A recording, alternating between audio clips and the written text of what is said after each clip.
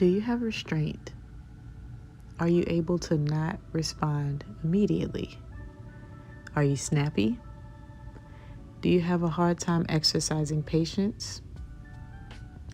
This video is for you. You've probably wanted to be more patient in the past, and today I want to give you 5 steps that I followed to go from snappy and on edge 24/7 to cool, calm, and mostly collected. Now, I say this often, but the second you pray for patience, it will be tested, tried, left, and right. So be prepared. But patient testers, beware, because I'm about to give you 5 steps to increase your level of patience while decreasing irritability. Let's jump right in. Now, the first step is going to require the most effort. It's empathy. Whenever you want to snap or you feel the urge to punch someone in the face, you think about why they are the way that they are. Working in customer service for a long time, I learned quickly to empathize with people. Most of us want to be heard and understood, but most of us, we're rarely heard or understood. So this leaves so many of us without support. We have pent up anger and resentment just from not having our needs met and from feeling like no one listens to us. And this honestly makes us feel very angry and irritable. And you've probably felt that before. So it is important to take that into account. How many times have you experienced that? Think about it. And how many times have you just wanted someone to listen to what you had to say? We are all people. We all have needs and circumstances. So before you blow up, empathize. Empathize with the person you're talking to.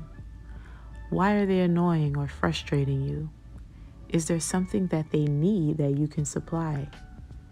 Is there something you can do to make them feel more seen or heard so that they can in turn be less annoying to you? If so, do it.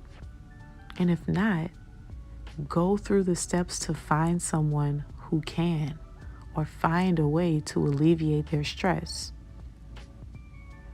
Now, the reason I say that this step requires the most effort is because you have to be a problem solver, which requires you to first relate to the person who is irritating or annoying you.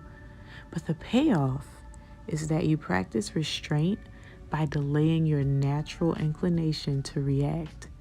And instead, you're seeking to understand, which forces you to practice patience. Now, the second thing is asking questions. Yes, you heard me, asking questions. Whenever you feel yourself getting irritated, asking questions can help you to stay more present, but also calm. Imagine if every time you get to the point where you feel like blowing up, you instead just paused and asked what, why, who, how, whatever. You're just going to ask a question. Asking questions is the opposite of making statements or declaring something, which makes you feel less defensive, helps you to be less offended, more relaxed, more patient. For example, if your significant other does something to upset you, instead of pointing out how stupid it was for them to do whatever it was that they did, or telling them what they should have done instead, you ask, not with a sarcastic undertone, why they did it that way. Now, a real life example of this is, for a long time, I hated the way that my husband would take the trash out. He would never replace the bag before bringing it out. So he would take the bag out, take it to the trash, and he would not replace the bag immediately. I don't know what possessed me to, but I stopped fussing about it and I stopped demanding that he do it my way. And one day I asked him, why do you always take out the trash that way? In a very curious tone, not accusatory.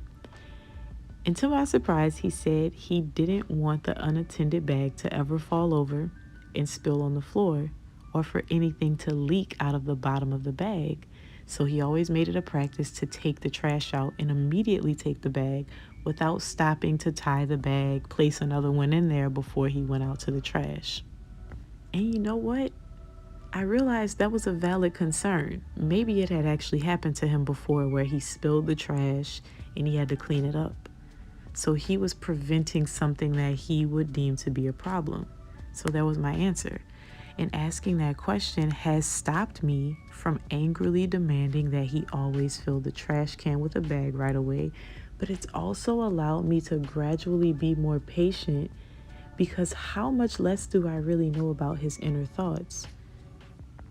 So now I'm reluctant to be aggressive and irritable with him, because I realized from asking that one question one day that his decisions, even the ones that annoy me, stem from a reasonable thought.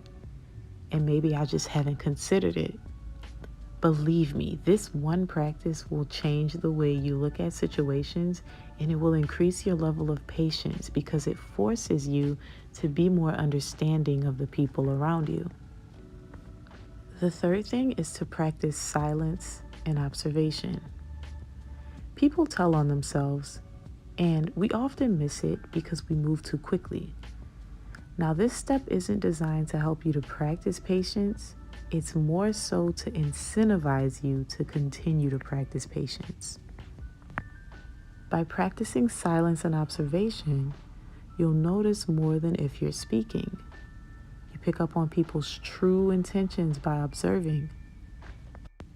You'll notice the loudness of people's actions over their words, and it'll become a slight addiction. You'll want to speak less and watch more, which is biblical, by the way. This will indirectly make you more patient because it does require restraint. Number 4 is to clean up after someone at least once per day. Service requires patience. One of the things that has made me more patient is waiting on others. Working in customer service is humbling, and it forces you, for the sake of your job, to practice patience. You cannot respond in a way that you want to, and you have to clean up behind people all day, literally and figuratively. Consider a daily exercise. No matter how small, find someone to clean up after every single day. Now, don't complain while you're doing it. Don't point out that they need to clean up after themselves. This can be on the street, it can be in the house, it can be at your job, whatever. You're just going to do it every single day. Service requires humility. Being humble can try your patience. Imagine what can slowly happen over time just by cleaning up after someone else every single day. Now, the 5th thing is to have conversations without interruption. Allow people to complete their thoughts without interjecting with your input or your opinion. And you want to be very dramatic with this. You want to do this so well that if you're on the phone with someone, they have to say hello, because they think that you've disconnected because they've been talking for so long without you interrupting them. Or if you're having a conversation with someone in person, you want to not interrupt them to the point that they have to make eye contact just to make sure that you're listening to them. This is a phenomenal practice. It can be difficult at first because we're all very opinionated and we want to get our point across, but you'll realize how calm it allows you to be, how much more difficult it will become for you to argue with people as a result of doing this, how much more understanding of others you'll become, how much rage and aggression will actually leave your spirit as a result of practicing this. Another benefit of this is that you will later realize how less likely you are to overshare because you'll gain more self-control and restraint. Allowing people to speak is actually powerful because no one does it anymore. We are always constantly in competition with others to speak and to be heard. So this is also beneficial because when a person realizes that you're allowing them to speak, they in turn allow you to speak and they give you more respect. But beyond that, it is the ultimate test of patience because you have to be quiet. until that person is absolutely done speaking. But again, as difficult as it can be, if you can push through and continue the practice, you will gain more patience in the long run. Notice how these are all practices that will allow you to nurture the spirit of patience, because having patience isn't something that you can just switch on. You actually have to practice it over and over and over again so that it can become a part of who you are. All of these exercises require an element of self-denial, which in turn will allow you to become more patient. And the best part is that they're free and you can start right away. So hop on it. I really hope that you found these helpful. See you in the next video.